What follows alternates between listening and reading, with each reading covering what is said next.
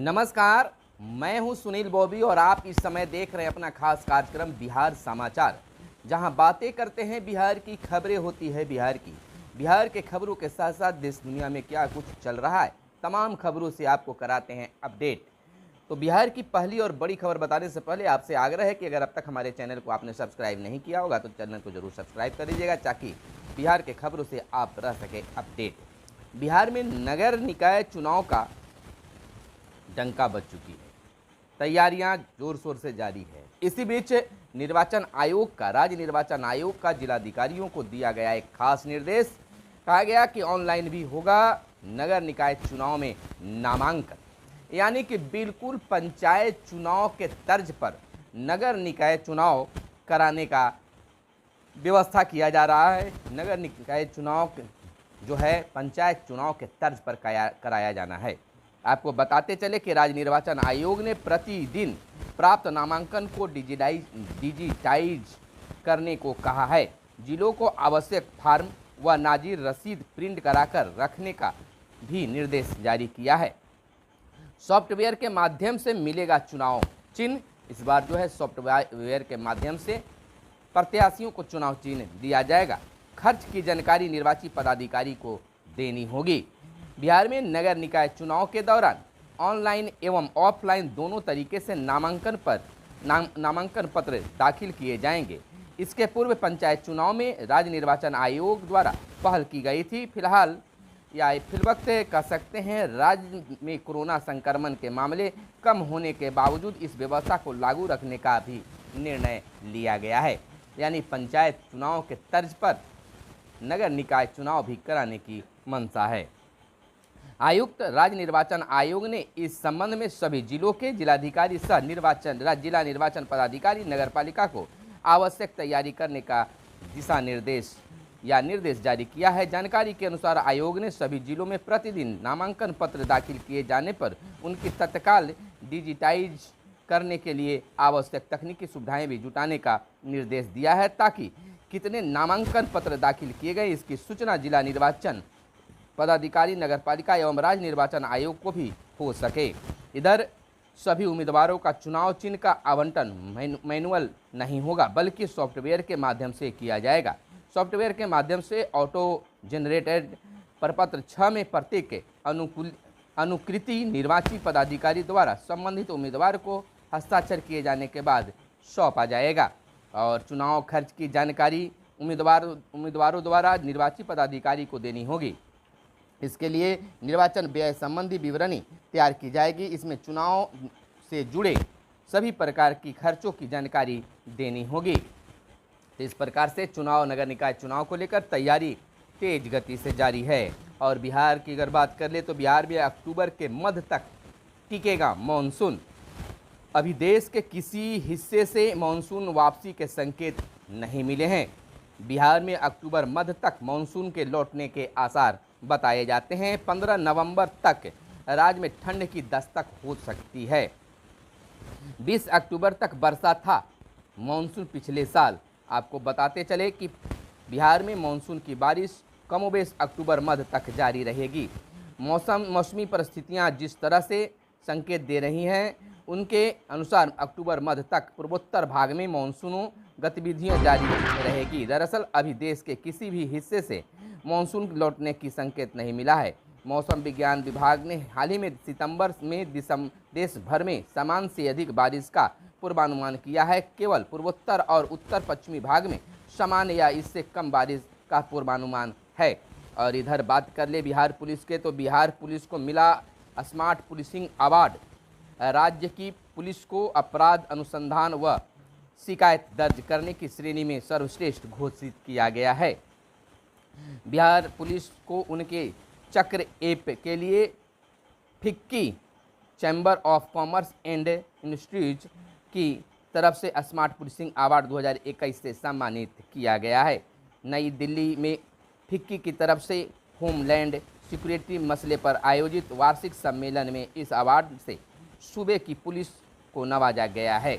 और इधर बिहार के शिक्षकों की अगर बात कर ले तो शिक्षक दिवस के अवसर पर भी बिहार के शिक्षकों को नहीं मिल पाया उनका वेतन। करीब 2 माह से वेतन नियोजित शिक्षकों को नहीं मिल पाया है। तो शिक्षक दिवस पर सम्मान जहां दिए जा रहे हैं, वहीं यह भी सोचना चाहिए कि शिक्षकों को सम्मान देना है तो उन्हें मानसिक टेंशन से दूर किया जाए। नालंदा, पटना व पश्चिमी चंपारण के डीईओ किए जाएंगे पुरस्कृत। शिक्षा विभाग राज्य के तीनों जिलों नालंदा, पटना और पश्चिमी चंपारण के जिला शिक्षा पदाधिकारी को पुरस्कृत करेगा। इन्हें सर्वपल्ली डॉक्टर राधाकृष्णन की जयंती पर 5 सितंबर को आयोजित होने वाली समारोह में पुरस्कृत किया जाएगा। SKM हॉल में तीनों डीईओ शिक्षा मंत्री चंद्रशेखर के हाथों पुरस्कृत होंगे। दरअसल टोकन व फ्लैग की बिक्री कर तीनों जिलों के शिक्षक कल्याण कोष में राज्य के सभी 38 जिलों में सबसे अधिक राशि का संग्रह किया है। इस कोष के लिए धन संग्रह करने के मामले में मौजूदा वित्तीय वर्ष में नालंदा पहले, पटना दूसरे और पश्चिमी चंपारण तीसरे स्थान पर रहा है। वहीं अगर बात कर ले शिक्षकों और कर्मचारियों के वेतन की, तो सॉफ्टवेयर में गड़बड़ी से अटका है वेतन। गड़बड़ी दूर करने के लिए विभाग में हुई मैराथन बैठक। बिहार के सरकारी कर्मियों का अगस्त से नई प्रणाली HRMS से वेतन मिलना था, परंतु तकनीकी समस्या आने के कारण यह अटक गया। सितंबर की 3 तारीख तक बड़ी संख्या में ऐसे कर्मी हैं जिनके खाते में वेतन नहीं आया था। करीब 1 लाख कर्मियों का वेतन भुगतान ठप पड़ गया है। राज्य सरकार ने कर्मियों के वेतन छुट्टी के साथ ही सर्विस बुक समेत अन्य सभी सेवाओं को ऑनलाइन करने के लिए HRMS प्रणाली तैयार की है। समान प्रशासन विभाग इनका नोडल विभाग है। पहले चरण में सचिवालय के सभी विभागों और इससे जुड़े निदेशालय समेत अन्य कार्यालयों के कर्मियों को इसमें जोड़ा गया है, परंतु इसने शुरू होते ही काम करना बंद कर दिया। इधर बताते चले कि इसकी गड़बड़ी तुरंत दूर करने के लिए समान प्रशासन विभाग के प्रधान सचिव ने बीते दिन को एक मैराथन बैठक की। इसमें इस प्रणाली को तैयार करने वाले TCS की तकनीकी टीम के अलावा विभाग के संबंधित पदाधिकारी मौजूद हुए थे। और इधर बता दें, डेंगू मरीज की रिपोर्ट नहीं दे रहे हैं अस्पताल। बिहार के निजी अस्पताल एवं जांच घर डेंगू के मरीज की रिपोर्ट स्वास्थ्य विभाग प्रशासन को नहीं दे रहे हैं। कई बार डेंगू की जांच को लेकर रैपिड टेस्ट कर ही मरीज को डेंगू का शिकार बता रहे हैं। और इधर 132 रूटों में संशोधन होगा। क्षेत्रीय परिवहन प्राधिकरण पटना ने 132 रूटों पर चल रही बसों के मार्ग में आंशिक संशोधन करने का निर्णय लिया है। परिवहन विभाग ने इसकी सूचना सार्वजनिक कर आम लोगों की 5 सितंबर तक सुझाव मांगे हैं। इधर बात पंचायत प्रतिनिधियों की कर ले तो पंचायत प्रतिनिधियों के लिए सरकार की नई योजना है कि गांव और पंचायत वार्ड के विकास को लेकर खास विशेष तौर से राशि जारी की जाएगी। इसको लेकर खास बैठकें भी की गई है और गांवों के विकास को लेकर, वार्ड के विकास को लेकर, पंचायत के विकास को लेकर खास फंडिंग भी बिहार सरकार करने जा रही है। बिहार सरकार की नज़र जहां एक तरफ रोशनी पर है, यानी कि सोलर लाइट पर है, वहीं नल जल योजना पर भी खास व्यवस्था है। एक तरफ जाकर पंचायत प्रतिनिधि यानी कि वार्ड सदस्य जो हैं अपने यहाँ नल जल ठीक न होने की आवाज़ उठा रहे हैं, वहीं अब तेज गति में नल जल योजना में खास सुधार और मरम्मत करने की योजना भी सरकार बनाई है और उस योजना में सुधार की कार्य भी तेज गति से जारी की जा रही है। कर्मियों के मकान किराया भत्ते में वृद्धि। बिजली कंपनी ने कर्मियों के मकान किराया भत्ता में वृद्धि की है, विशेषकर उन इलाकों में जहां हाल ही में नगर निकाय घोषित किए गए हैं। कंपनी की ओर से जारी आदेश में कहा गया कि समय समय पर नगर विकास विभाग की ओर से नगर पंचायत, नगर परिषद और नगर निगम के गठन विस्तार किया जाता रहा है। इसी के आलोक में क्षेत्रीय कार्यालय की ओर से मकान का किराया भत्ता दिया जाता है। हाल ही में राज्य सरकार ने कुछ इलाकों को नगर निकाय घोषित किया है। इन इलाकों में कार्यरत कर्मियों की कंपनियों की नियमानुसार मकान किराया भत्ता दिए हैं और शहरों की तुलना में गाँवों में बेरोजगारी दर अधिक। Centre for monitoring Indian economy ने अगस्त का आंकड़ा जारी किया है। रिक्त पद भरने की प्रक्रिया भी शुरू की गई है। बिहार में अगस्त में बेरोजगारी दर घटकर 12.8% रह गई है। शहरों की बेरोजगारी दर 24.6% बताया जाता है। गाँवों की अगर बात करें तो 10.9% बताई जाती है। और इसकी तुलना में लगभग आधी है, यानी शहरों की तुलना में गांव आधी है। यह जानकारी centre for monitoring Indian economy द्वारा इस महीने में जारी आंकड़े से मिली है। CMIE के अनुसार बिहार में पिछले 10 माह के बाद बेरोजगारी दर घटी है। और इधर कुछ और खबरों पर अगर चर्चा कर लें तो मिशन 2024 इन दिनों छाया हुआ है। एक तरफ बिहार में जहां नरेंद्र मोदी का नाम आ रहा है, PM मोदी का नाम आ रहा है, वहीं बिहार के मुख्यमंत्री नीतीश कुमार की भी जोर शोर से चर्चा चल रही है। कुछ लोग का कुछ कहना है, कुछ का कुछ कहना है, लेकिन मिशन 2024 इन दिनों चर्चा में बना हुआ है। जदयू कार्यकारिणी की बैठक में मुख्यमंत्री की हुंकार, लोकसभा चुनाव की तैयारी में जुट जाएं। पार्टी की नीतीश से अपील, आप PM पद के सबसे योग्य उम्मीदवार, विपक्ष को एकजुट करें। 50 पार नहीं कर पाएंगे भाजपा, नीतीश कुमार का यह बड़ी बयान आया है। नीतीश कुमार ने कहा है, मेरे लिए पद महत्वपूर्ण नहीं है, मैं देश के विपक्षी दलों को एकजुट करने में लगा हूं। सबसे महत्वपूर्ण यही है, नेता का चयन सभी पार्टियां मिलकर ही करेगी। भाजपा देश के माहौल को खराब कर रही है, हम सभी को पंचायत स्तर तक सावधानी बरतनी है। इधर 2024 में देश जुमलेबाजों से मुक्त होगा, ललन सिंह का कहना है। मणिपुर अरुणाचल जदयू मुक्त, अब बिहार की बारी, मोदी ने दिया है। पूर्व उप मुख्यमंत्री सुशील कुमार मोदी ने कहा है, मणिपुर और अरुणाचल प्रदेश में जदयू के सभी विधायकों के भाजपा में शामिल होने के पूर्वोत्तर के 2 राज्य जदयू मुक्त हो गया है और अब बिहार की बारी है। दावा किया है कि लालू प्रसाद जल्द ही बिहार की जदयू मुक्त कर देंगे, बेटे को मुख्यमंत्री बनाने का सपना पूरा करेंगे। इधर विधायक तोड़ सकते हैं पर जनादेश आपके साथ नहीं हो सकता है, मांझी ने कहा है।